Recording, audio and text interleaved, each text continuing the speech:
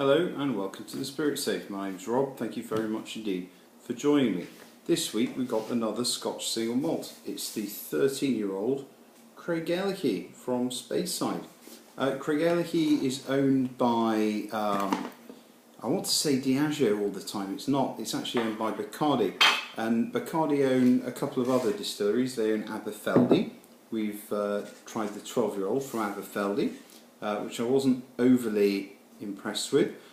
They own Royal Brackler, they own Altmore and Deanston Macduff as well. And we'll get around to those as we go on. I wasn't too impressed with the Aberfeldy, but this is really a very impressive dram. It is bottled at 46%, non-chill filtered. I'm not sure about artificial colour. Maybe, maybe not. It doesn't say that it's natural colour. This is the 13-year-old, which is the entry level malt in the range. They do a 13, a 17, a 19, a 23, and a 31. So yeah, all of the weird age statements that you never see.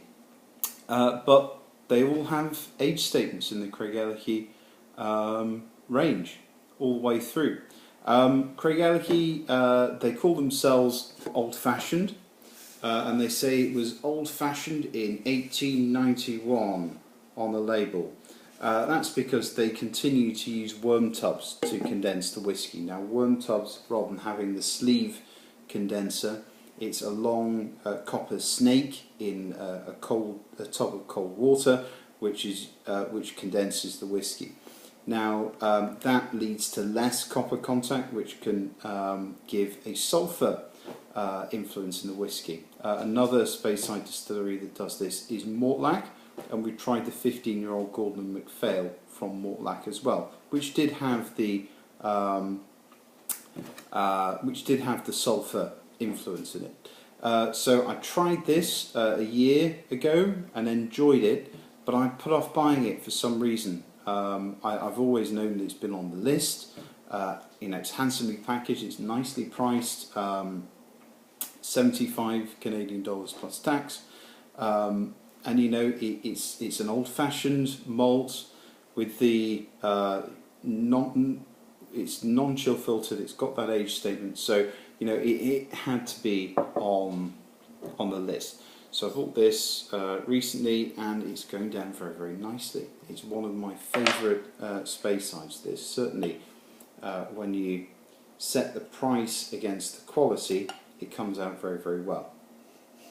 And there is a little hint of sulphur. It is spirit sulphur, not bad cask sulphur or sulphur bomb sulphur. I'll just show you the bottle again. It's quite handsomely packaged. 13 is a bit of an unlucky number. Most distilleries, they would bottle at 12 or 14. I've never seen a 13-year-old distillery bottling before. There is a hint of sulphur. You can tell it's quite waxy, and it's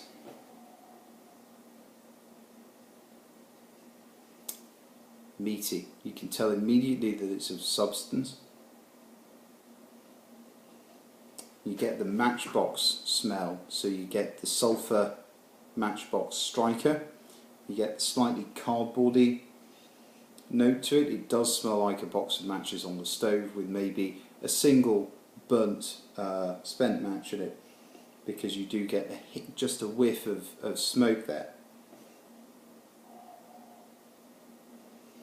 There's a definite maltiness, a definite honey, or sometimes treacle. No, not treacle. Kind of a syrup, and a light floral blossom type note to it.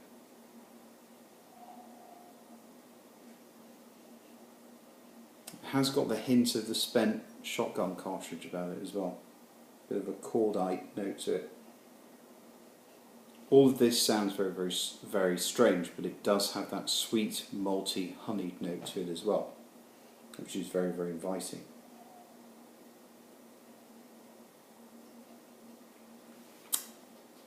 it seems very, very salty, and there's a light kind of pink peppercorn note to it as well.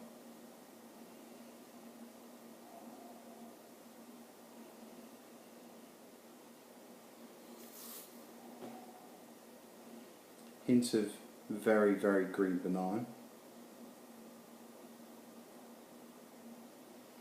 And more of a nondescript waxy note as well. A citrus blossom as well. Really very, very good. I prefer this to the 12-year-old Balvenie Doublewood.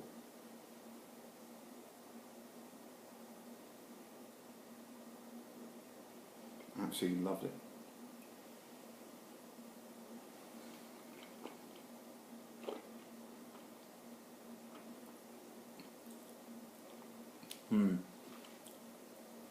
Salt and pepper, salty, meaty, malty thing. Quite a bit of the waxy sort of matchbox sulphur still on the palate. Slips down very nicely, fades to a nice saltiness.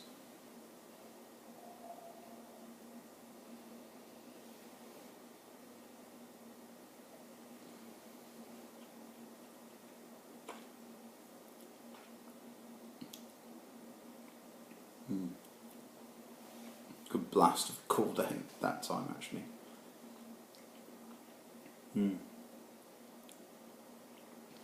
There's a good taste and smell of the smoked beef sausages that we buy for the barbecue, which are quite salty, because you do get that meaty malt, that real meatiness, that hint of salt, and that smokiness as well.